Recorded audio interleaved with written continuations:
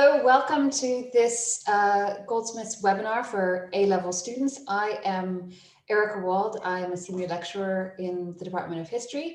My work is on South Asia and the British Empire more broadly.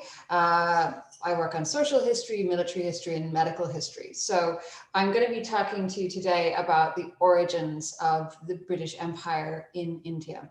And I'm joined by my colleague Rachel in student marketing, who I'll hand over to briefly, just so she can do a little bit of housekeeping, and we'll take it from there. Hi everybody, thanks for joining us. The webinar will start the talk in a moment. If you have any questions, please post them in the Q&A, and I will be posing those questions and some others to Erica at the end of the talk. Thanks so much. Okay, so let me go ahead and share my screen. Okay.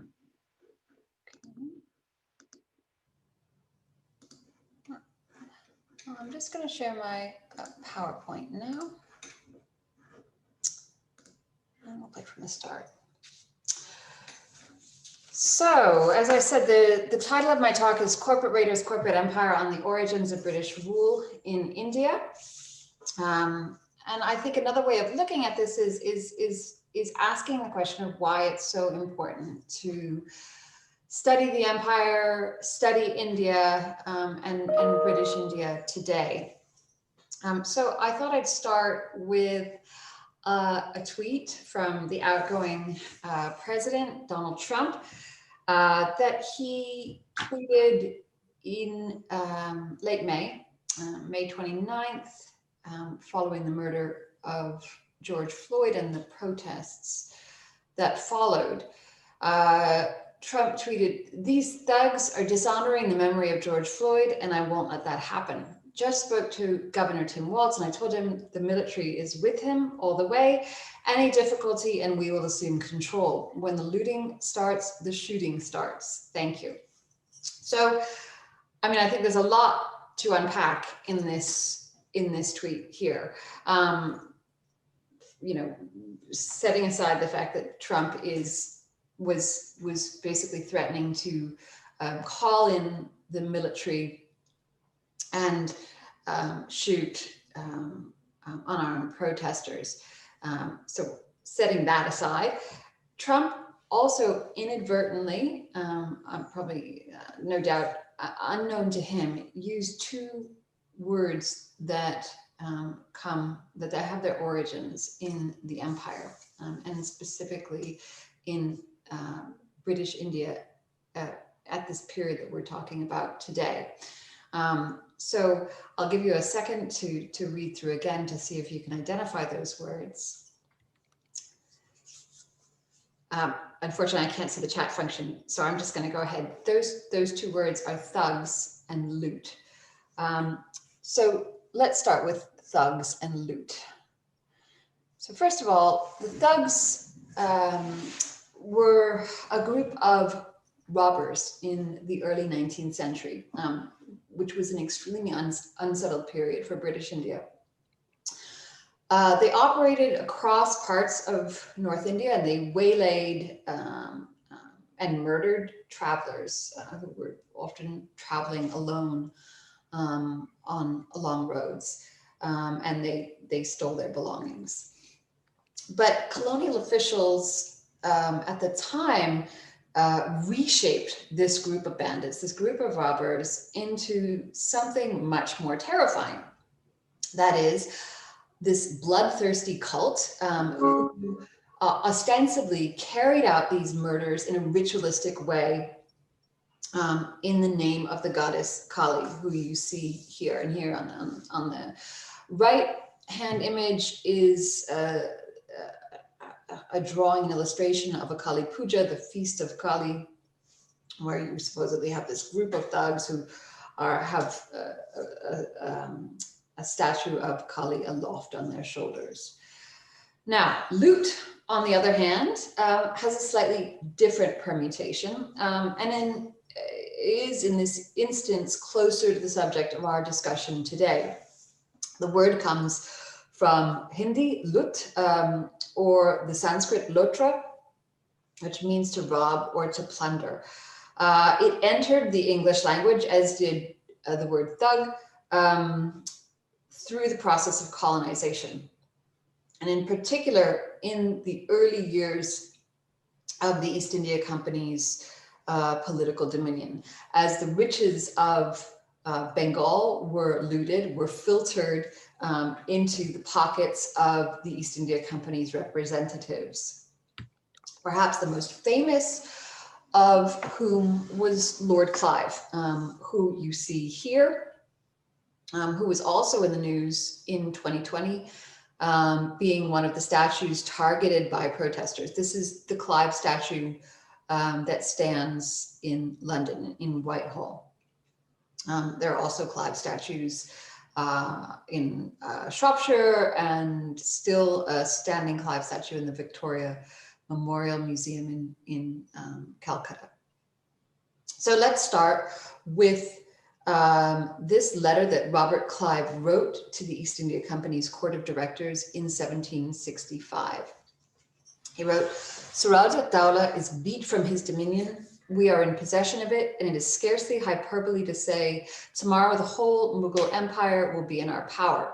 A large army of Europeans will effectively preserve us sovereigns. We must indeed become nabobs ourselves. In fact, if not in name, perhaps so totally without disguise." And so then he goes on to request military backup. He says, and then he concludes by saying, in short, if riches and security are the objects of the company, this is the method, the only method now for securing them. So the questions that I want to raise are, first of all, what was the East India Company? And how did this company, this commercial player, transform from a commercial to a political power? And what were the factors which enabled this transformation? And namely, what was the political landscape in India at the time? So what I want to suggest is that we should see the East India Company in the 17th and 18th century as a really highly sophisticated, fluid, multinational company.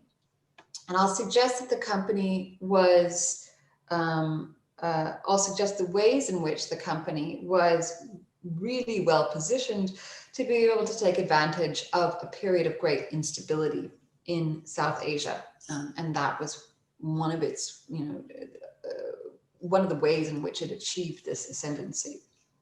And this was not, as some historians have suggested, some kind of accidental stumbling into empire, but nor was the company from its inception strictly focused on empire building. So I'll highlight some of the factors which rapacious and opportunistic company officials took advantage of in order to transform its role. So let's start with addressing the first question of what the company was and why it emerged. So the company emerged in the context of a number of European rivals trading, interested in the trade for mainly spices. So the spices that we're talking about include cinnamon, nutmeg, clove, pepper, and mace. So all of these were really hugely valuable. Initially, they were used, many of them were used for medicinal purposes, but that purpose began to transform at this time. And so then we're looking more at the consumption of these spices for as foodstuffs.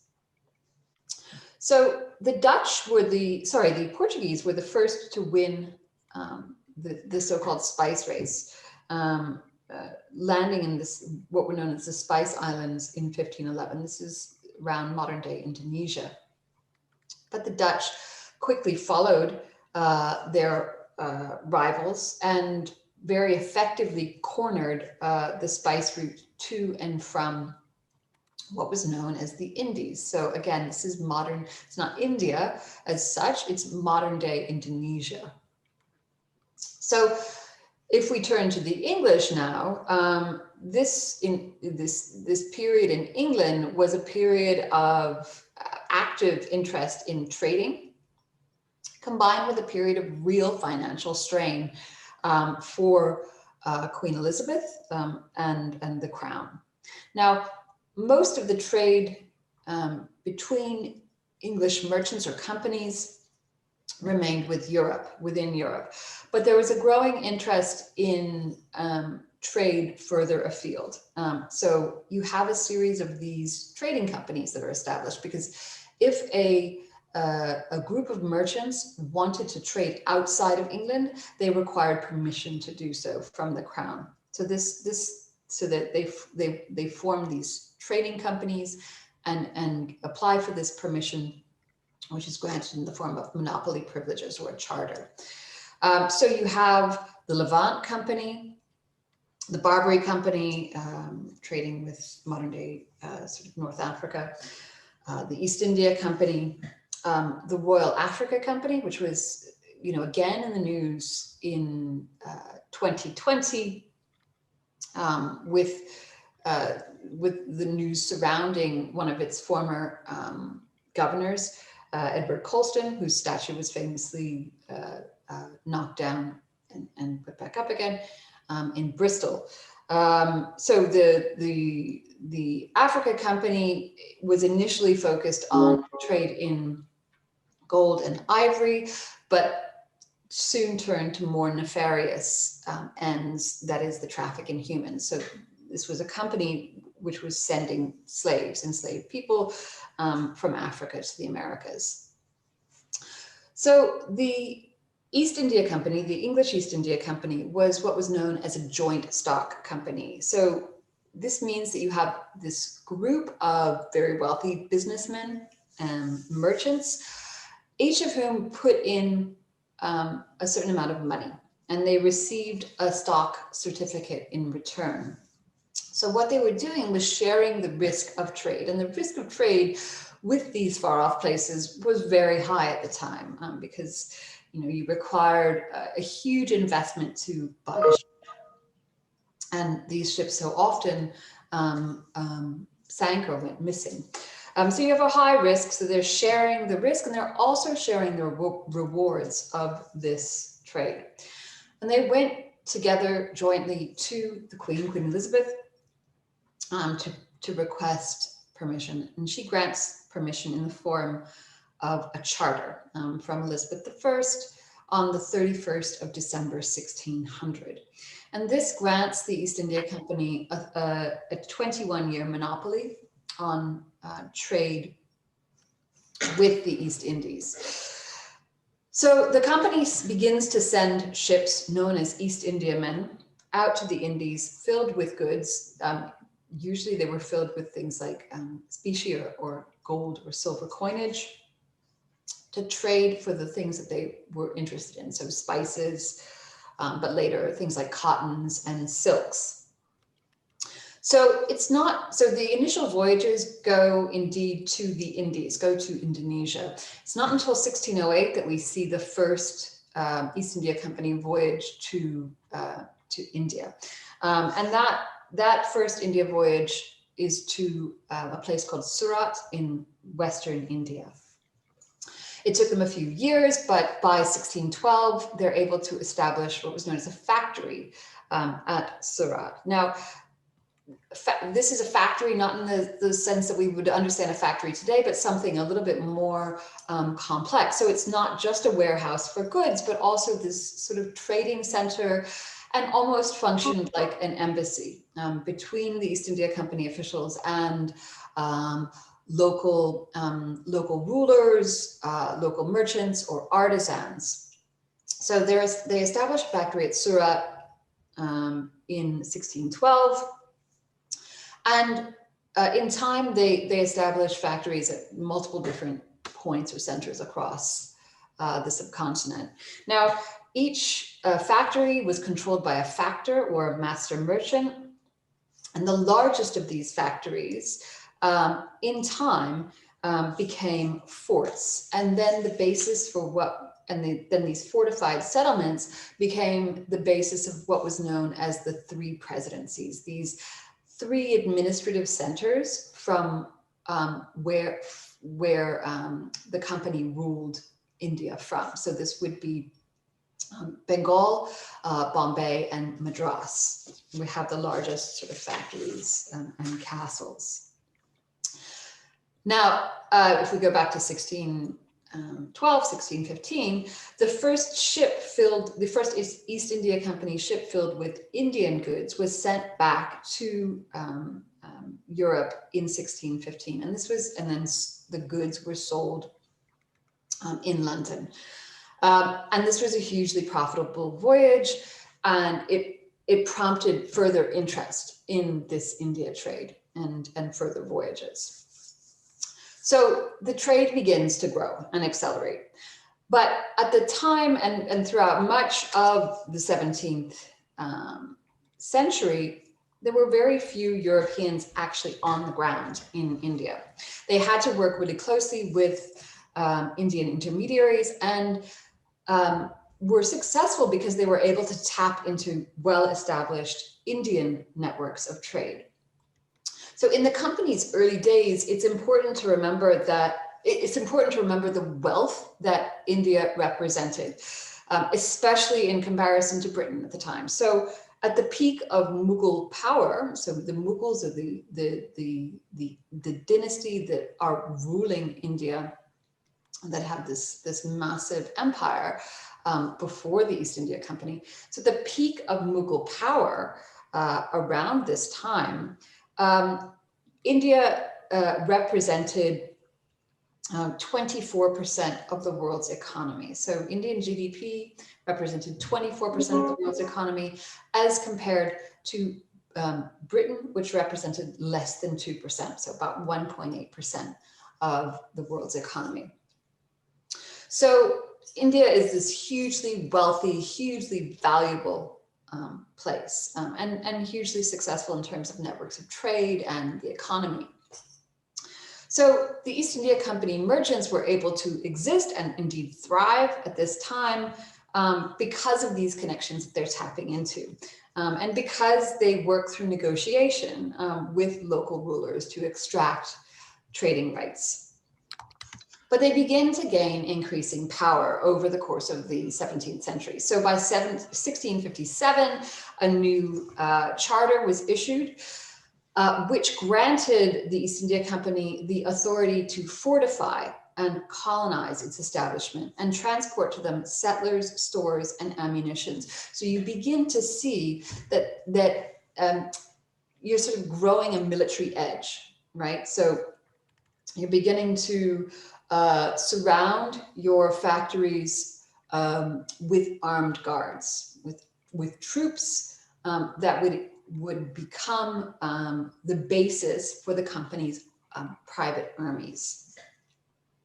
So by the late 17th century, the company had begun to eclipse its Dutch rivals and was sending back on average between 10 and 15 ships to and from India each year. And again, this is gaining huge profits for the company and its members. So at this time, so the company is profitable, the Mughal empire is incredibly powerful, but something happens in 1707 to really shift all of this and throw everything up into the air. And that is the death of the Mughal emperor, Aurangzeb. Aurangzeb is known as the last of the great Mughals, not the last of the Mughals, but of the last in this series of overwhelmingly powerful and successful Mughal emperors. So Aurangzeb died in 1707, and what followed was a battle for succession among his sons. So at this time, India enters into this period of huge political and social unrest.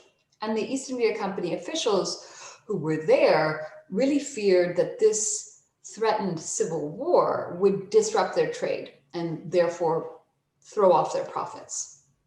So they start beginning to take steps to avoid this. So, and here you can see Aurangzeb in his younger years holding court on one of his thrones with a falcon, as you can see. So what does this political landscape look like in this increasingly unsettled period? So as I mentioned at the start, the 18th century is this period of extreme fragmentation. It's a really unsettled period for India. You have a number of successors, what were known as successor states. So I'll go back to the map here. And you can see the successor states. So we have Bengal, the Marathas, Hyderabad, all in these different colors here.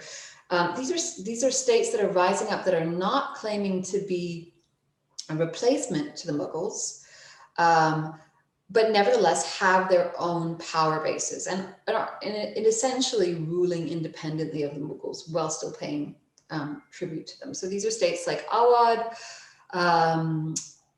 like Bengal, and like the Marathas.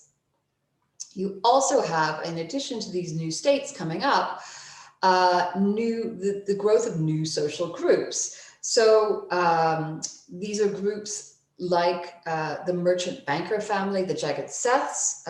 The name Jagat Seths means bankers to the world. This was a group of bankers who were bankers to key political figures. So the Nawabs of Bengal, as well as to the government and the East India Company. And they're also, by virtue of the fact that they're loaning these huge sums of money to these political players, they're also political figures in themselves. You also have new groups of artisans and weavers. And with this political upset, these groups start to look for different patrons. So there's a lot of economic mobility as well as physical mobility at the time. So you have a huge, this sort of social and political unrest combined with a good deal of movement of population groups. Now, while all of this was going on at the time on the ground in India, there's also a war going on and unrest in Europe. And this gives us a further clue as to why India gained so much significance, not just for the East India Company, but for Britain, and why increasingly the East India Company turned more explicitly to military and political power. So let's shift to Europe briefly, or the relevance of Europe to India in this sense. So this unease, this war in Europe led to increased tensions between European rivals who were on the ground in India, mainly between the English East India Company and the French.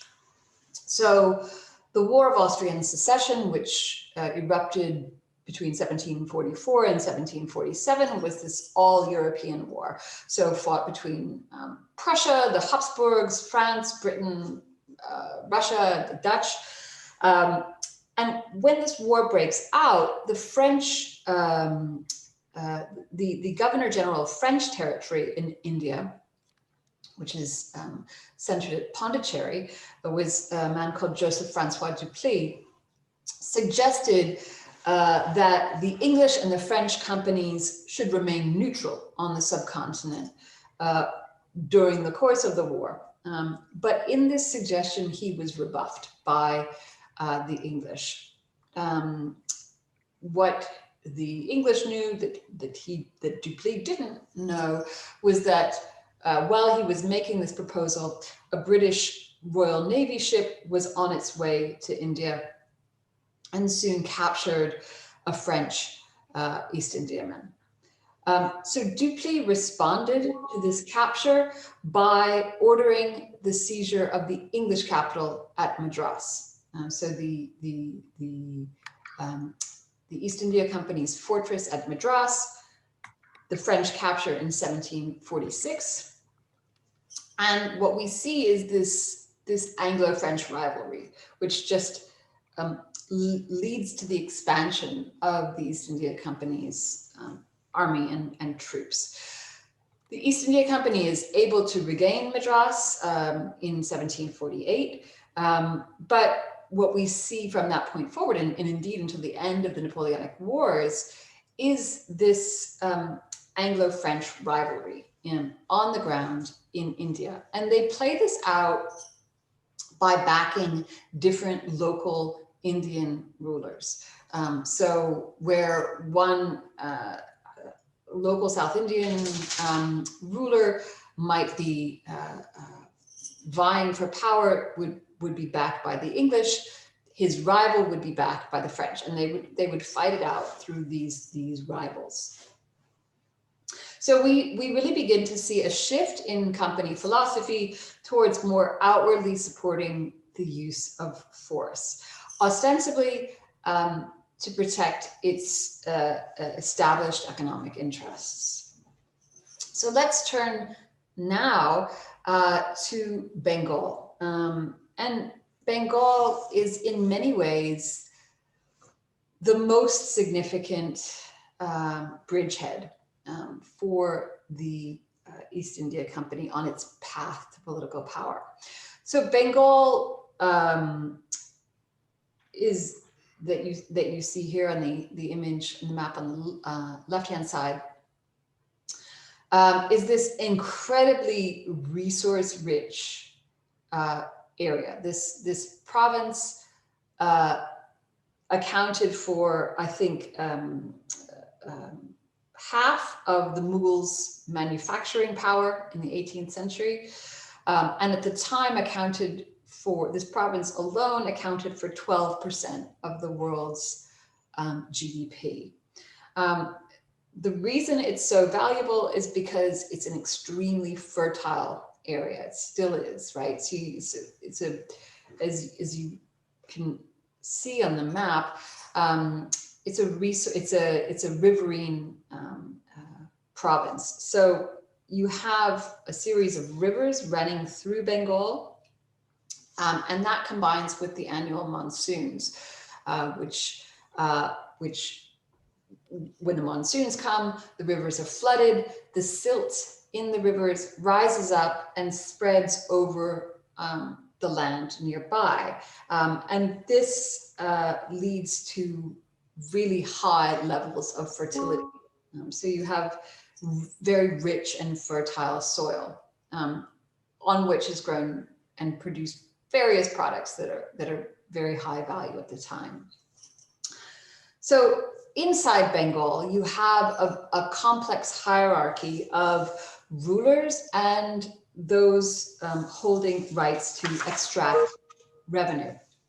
At the top of this hierarchy sat a man called the Nawab. Now, the Nawabs were originally governors sent out by the Mughals, but as I mentioned, increasingly a number of these governors begin to slowly break away from the Mughals to sort of establish their own power and administrative bases.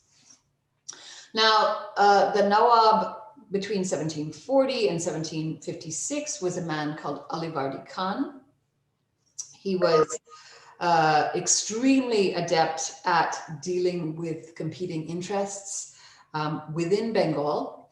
But he was succeeded by, on his death, he was succeeded by his grandson, a man called Suraj Dawla, who you see here. He lacked the tact and wisdom of his grandfather. He was an extremely violent man, and it has to be said, a deeply, deeply unpleasant figure. He mounted a campaign against the East India Company, but also against the bankers, the banking houses, a number of landholders, and some of these new political and social groups that I just mentioned. So what they do is they group together against him. So Suraj threatened the East India Company monopoly. He said that the East India Company officials had erected fortifications in Calcutta in direct contradiction to his orders. And he ordered this to be torn down, which the East India Company did not do. So in response, he dispatched a force to Calcutta in June 1756 to expel the British from the city. And his troops indeed captured Calcutta. But what followed was this conspiracy of forces that was led by the English come together against Suraj ad-Dawla. And in December 1756, Robert Clive, who was then a lieutenant colonel, led a force from Madras up to Calcutta to restore the British to their base there. And what followed was this battle, the Battle of Plassey in June 1757. And during the Battle of Plassey, we see this relatively small British force, which was composed not just of British troops, but the majority of its troops were sepoys, were these Indian soldiers who were trained, outfitted in the employ of the British. So we see this relatively small force led by the British defeat the army, the much larger army of the Nawab. But what happened, I think this battle is really interesting in many respects, but it's not a military battle in the traditional sense. Because at the start of the battle, many of the subordinates of the Nawab and their troops simply refused to take up arms in his defense. So in many respects, the battle can be seen more as a sort of hostile corporate takeover than a traditional military victory. What had happened in advance of the battle to make this so, to precipitate this refusal of the Nawab subordinates to take up arms in his defense, was that this new merchant elite led by the Goldsmiths bribed the army of the Nawab to change sides at the commencement of the battle in exchange for the promise of tax concessions from the British. So what we see is Mir Jafar, who was the general in charge of the Nawab's army, at the start of the battle, simply put down his arms and marched over to the British side. The Nawab, for his part, Suraj ad-Dawla, fled the field of the battle on camelback, but he was captured and executed by an assassin. So Mir Jafar then entered Murshidabad and was proclaimed to be the new Nawab. So Clive and the Goldsmiths combine, they insert Mir Jafar as essentially a puppet ruler. Now, the Mughal emperor, for his part, was really pleased with the British victory. For years, the Nawab of Bengal had not been sending revenue payments to the Mughal center, and Bengal had become almost completely independent. So the sort of to recognize this victory, the emperor granted the revenue administration of the area, a very valuable area known as the 24 Parganas, to the East India Company. And he hoped that this would mean an improvement in his own treasury receipts.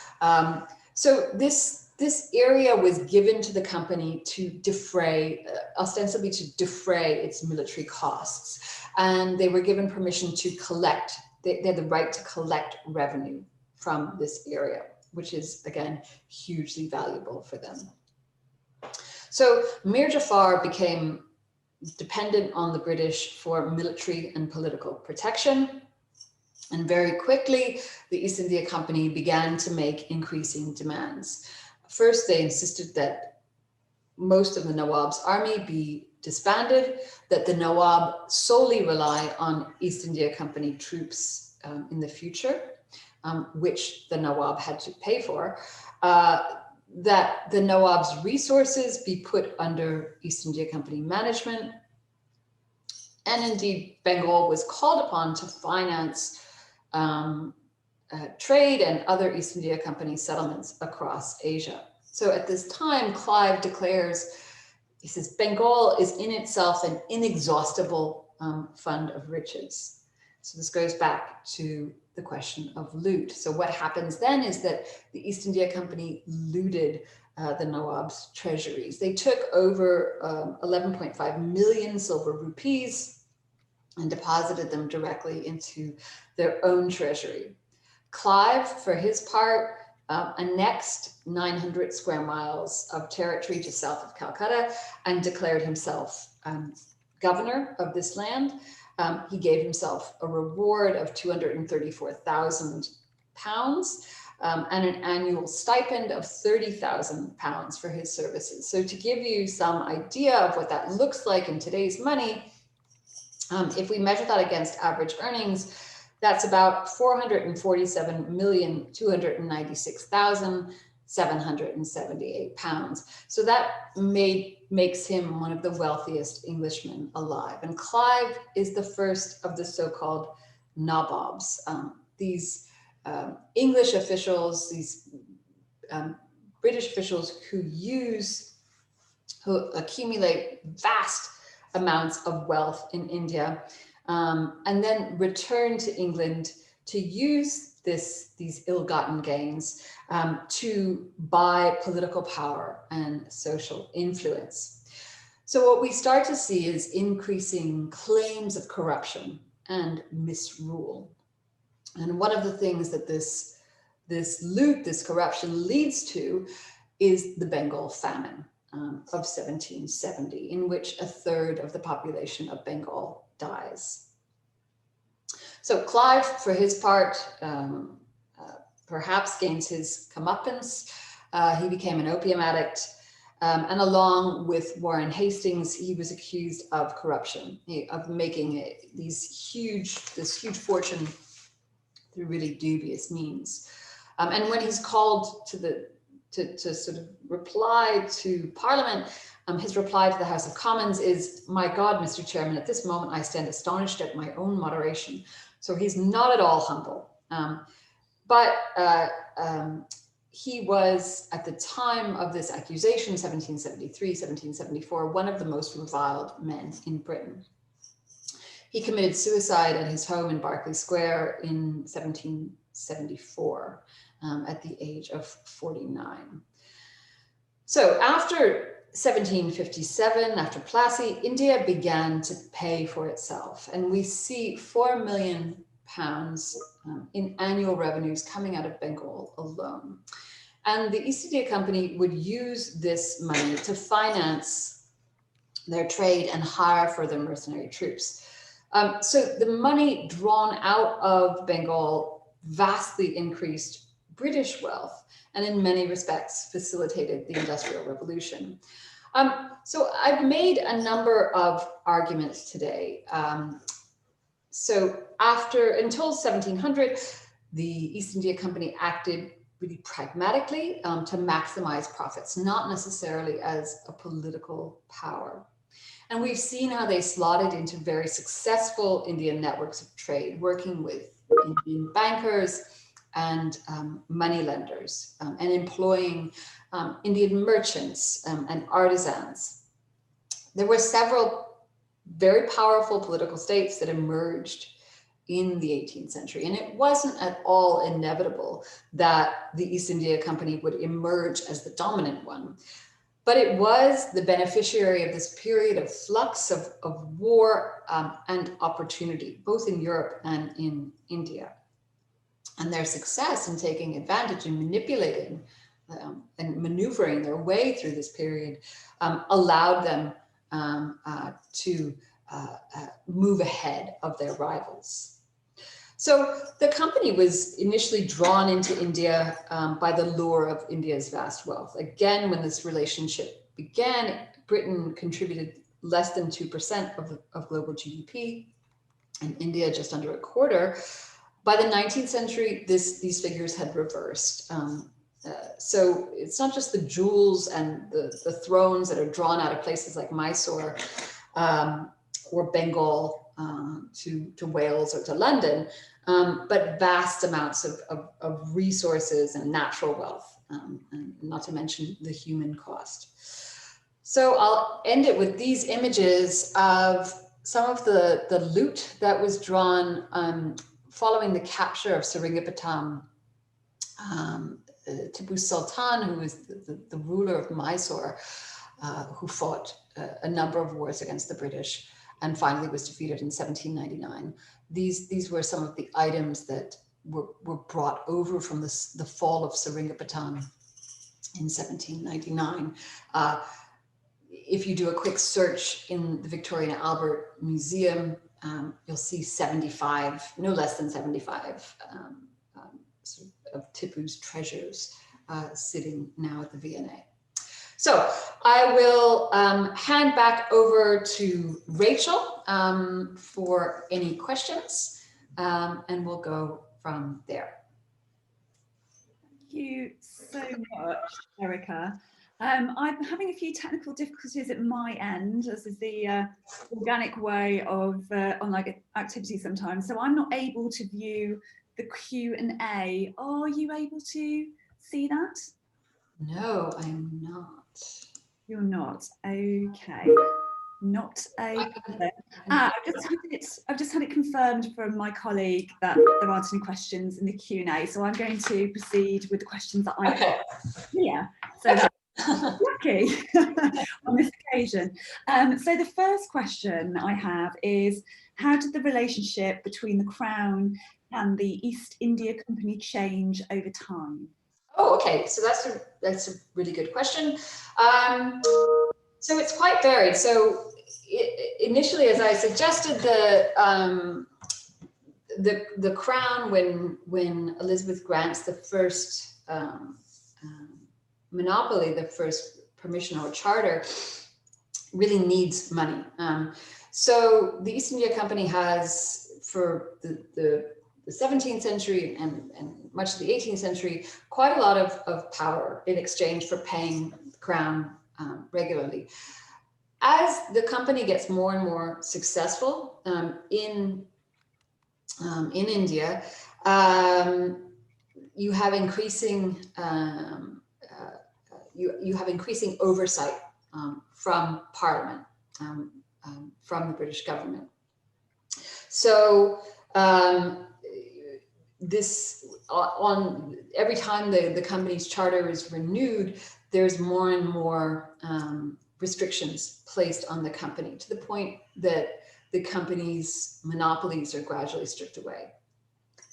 And almost entirely by 1813, and then a further charter in 1833, which sees really declining company power replaced by British Crown oversight. So the next question we have, Erica, is who joined the company and how did you join? Who joined the company and how? Okay, so there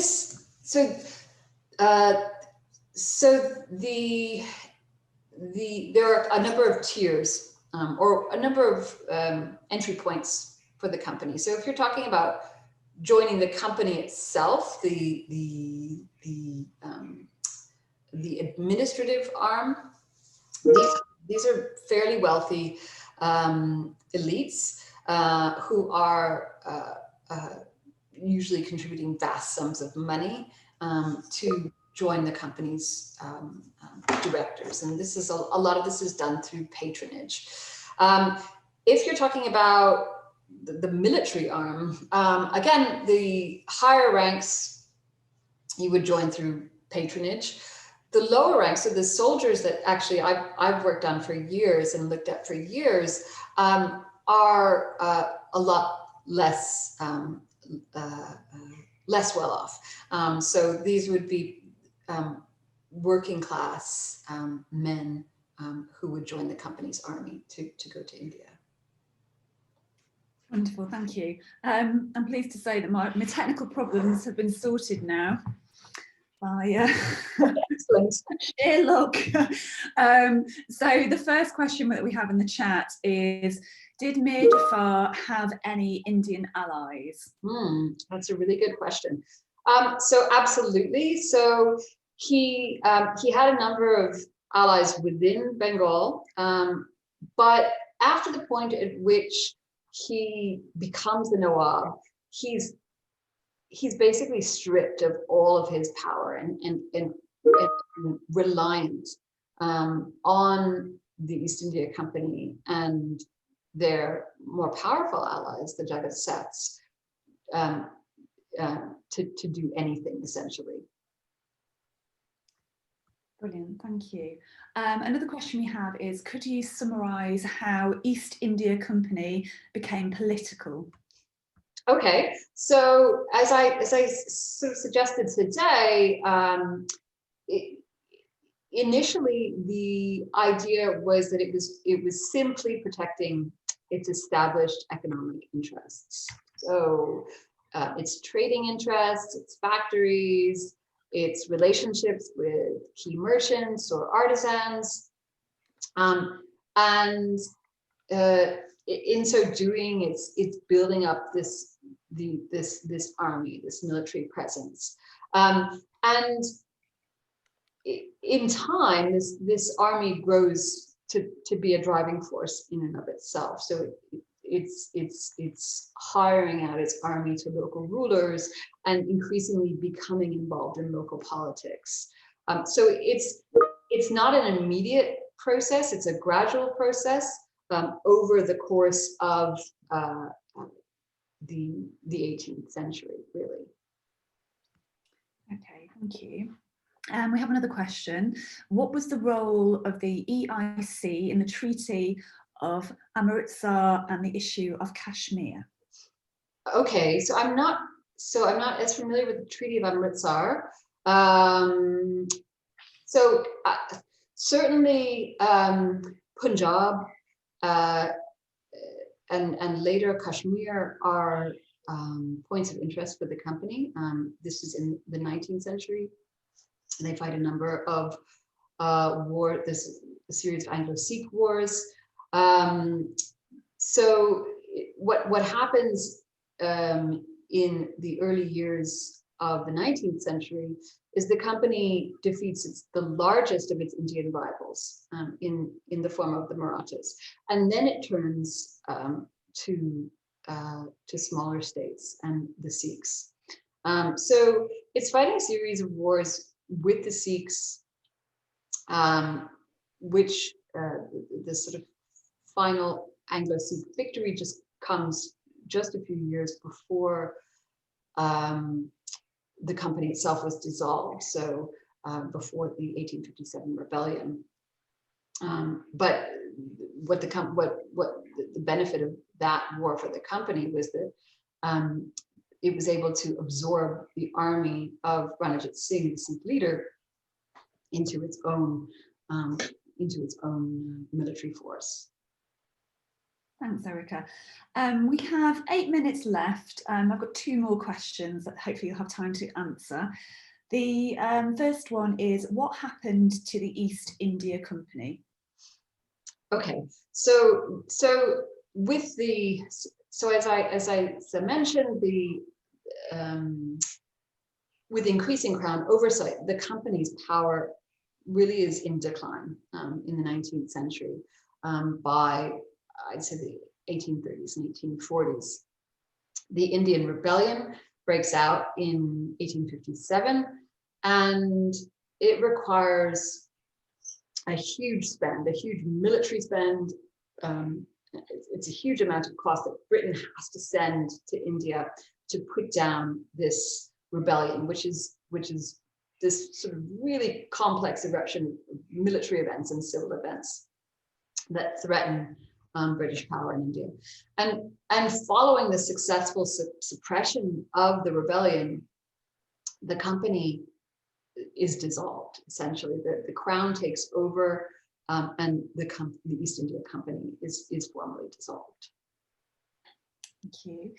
And final question that we've got time for: should Britain return what was looted to India? Okay, wow.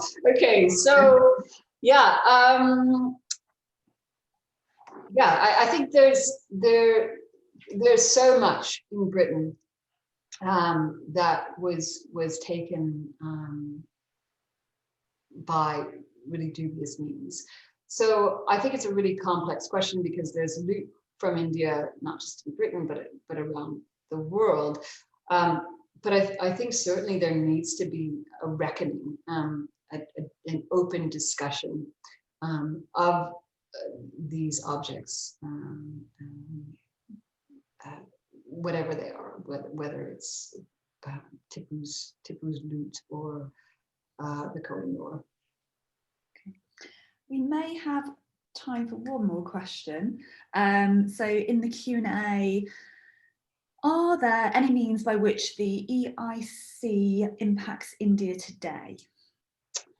I don't know about the company per se, but certainly the legacies of the company and the sort of legal, political, military, cultural impacts of empire on India. So I think there's a real sort of long arm of empire on India today. Thank you very much, Erica. There's some really, really good questions. Thank you everyone for attending. If you would like to find out some more about the history department, please visit the programme pages at www.gold.ac.uk/history. Also, if you'd like to email the department to ask some questions, you can email at history-admissions@gold.ac.uk, and that email address is also on the programme pages.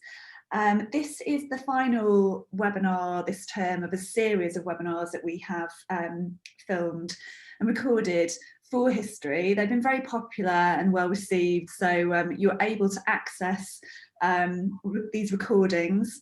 You can email us to have these sent to you. This has been recorded and will be sent to all attendees, so you'll be able to access this again. And there will be future events planned, so please keep an eye on the history programme pages. Thank you very much. Thanks for joining. Goodbye.